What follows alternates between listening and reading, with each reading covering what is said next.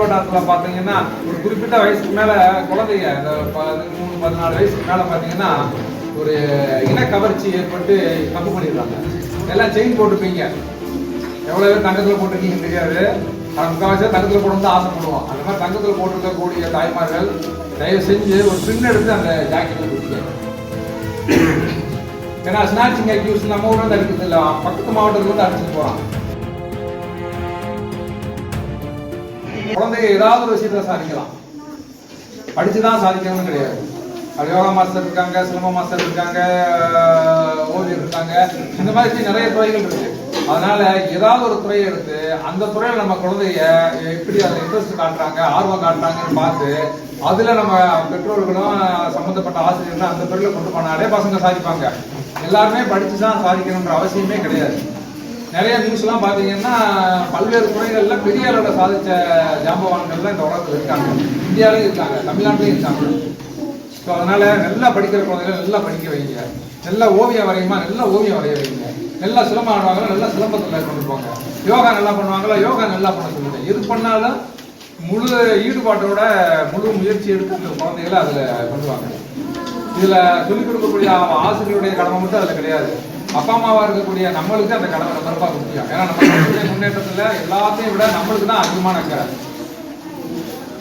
ஆனா ஆசிரியர்கள் வந்து எல்லா குழந்தைகளுமே முன்னேறணும்னு ஆசைப்படுவாங்க, எல்லா குழந்தையும் தாங்க நினைப்பாங்க. ஸோ அப்பா அம்மாவும் அந்த குழந்தைகளை எல்லா வகையிலும் முன்னேற்றணும். இந்த ஓவிய பள்ளி வந்து இன்னும் மென்மேலும் வளரணும். இங்க தாய்மார்கள்லாம் வந்திருக்கீங்க, நான் ஒரு போலீஸ் ஆஃபீஸரா இருக்கிறதுனால எல்லாம் செயின் போட்டுப்பீங்க, எவ்வளவு பேர் தங்கத்தில் போட்டிருக்கீங்கன்னு தெரியாது. ஆனால் முக்கால்வாசி தங்கத்தில் போடணும் ஆசைப்படுவோம். அந்த மாதிரி தங்கத்தில் போட்டிருக்கக்கூடிய தாய்மார்கள் தயவு செஞ்சு ஒரு பின் எடுத்து அந்த ஜாக்கெட்டில் கொடுத்துக்கங்க. ஏன்னா ஸ்நாச்சிங் அக்யூஸ் நம்ம ஊர்ல இருந்து அடிக்கிறது இல்லை, பக்கத்து மாவட்டத்துல இருந்து அடிச்சுட்டு போறான், பக்கத்து மாவட்டத்துல இருந்து அடிச்சுட்டு போயிடுறான். நீங்க டூ வீலர்ல போனாலும் அடிச்சுட்டு போயிடுறான், நடந்து போனாலும் அடிச்சுட்டு போயிடுறான், கூட்டத்தில் போனாலும் அடிச்சுட்டு போயிடுறான், பஸ்ல போனாலும் அடிச்சுட்டு போயிடுறாங்க. ஸோ கஷ்டப்பட்டு நீங்க காசு செய்து சம்பாதிச்ச அந்த பொருட்களை பத்திரமா வச்சுக்கோங்க. நான் சொன்ன இந்த அறிவுரையை உங்கள் நண்பர்கள், சொந்தக்காரங்க, தெரிஞ்சவங்க எல்லாத்துக்குமே சொல்லுங்க. ஆமா, இன்னைக்கு வேலையை பார்த்துக்கங்க, எங்க போகுதுன்னு பார்த்துக்கங்க. ஏன்னா போனதுக்கு அப்புறம் நீங்க போலீஸ் ஸ்டேஷன்ல வந்து அதுக்கப்புறம் நாங்க தேடி கண்டுபிடிச்சு அதுக்கப்புறம் கொடுக்கறதுக்குள்ள உங்க மனசு எவ்வளவு வேதனைப்படும்னு நினைச்சு பாருங்க. ஒரு அப்பன் சாய் பூச்சி வழங்கை மாடல ஒரு வாரமா எங்க டீம் சுத்திட்டு இருக்காங்க, நாகப்பட்டினம் வேளாண் இருக்கு போயிட்டாங்க அக்யூஸ் தேடிக்கிட்டு.